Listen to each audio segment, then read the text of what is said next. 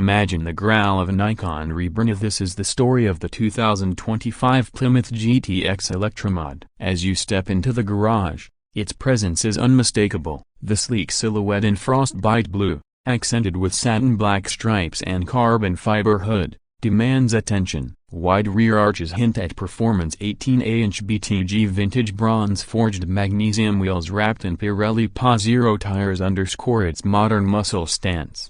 Slide inside and you're greeted by a blend of nostalgia and innovation. Indigo blue leather seats with bronze and orange contrast stitching and homage to Mopar's heritage invite you in. The flat-bottom steering wheel, wrapped in vintage bronze leather, frames a cluster of custom analog gauges, 160 miles per hour speedometer, battery state fast charge, motor current, and coolant temps all within a bespoke bezel. Manual window cranks pay tribute to the classic GTX, while modern luxuries like a rotary shifter from a Dodge Durango and a Cupa holder lifted from a Jeep Grand Cherokee provide comfort without compromising character.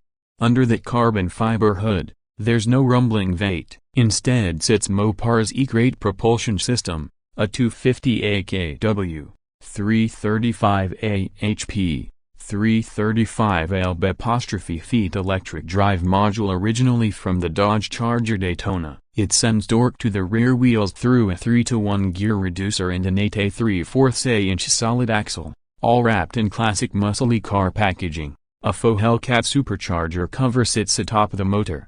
Energy flows from a 73 kWh battery pack of 384 lithium-ion cells tucked into 4 modules. One resides under the hood, 3 are mounted in a removable, cartridge-style tray in the trunk. Total output, estimated range of 250 miles. Be sure to mind the extra weight. Each battery weighs about 230 macaron-pounds, totaling over 900 macaron-pounds added mass, offset in part by carbon fiber bodywork.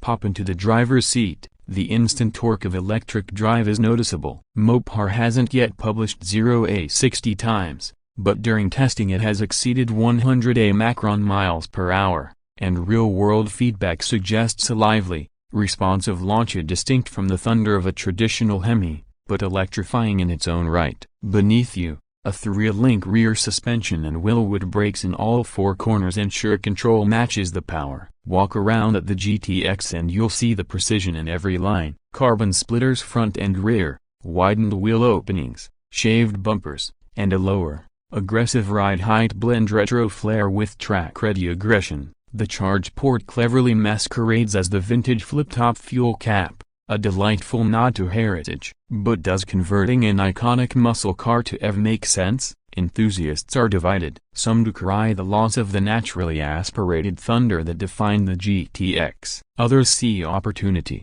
a sustainable yet blisteringly quick mod with daily usability. RoadTrack observed that this Electromod is probably better to drive than some 4-digit gossip-powered monsters. Yet Carscoops acknowledges it's a bit of a head-scratcher when horsepower falls short of original figures. The interior reinforces that harmony. While gauges and tech speak 21st Street Century, design QS manual cranks, floating Omega M badge on the horn pad, stainless steel pedal covers all preserve the classic soul. The center console, wrapped in vintage bronze, houses a Durango rotary shifter and Grand Cherokee cup holder, quirky and functional. In conclusion, the 2025 Plymouth GTX Electromod is neither pure nostalgia nor cold utility. It's purpose-built fusion. It respects its roots while laying groundwork for the next era of muscle. If electric torque and emissions-free performance excite you, this Electromod is your bridge between eras. If you crave the raw, V8 soundtrack, this may feel like an icon under sedation. Either way, it sparks conversation and redefines legend. This is not just a concept, it's a direction. Mopar's E-Crate kit may one day enable owners to convert their own GTXs, Chargers, and Challengers. The future of muscle may no longer always rumbly, but it will remain thrilling.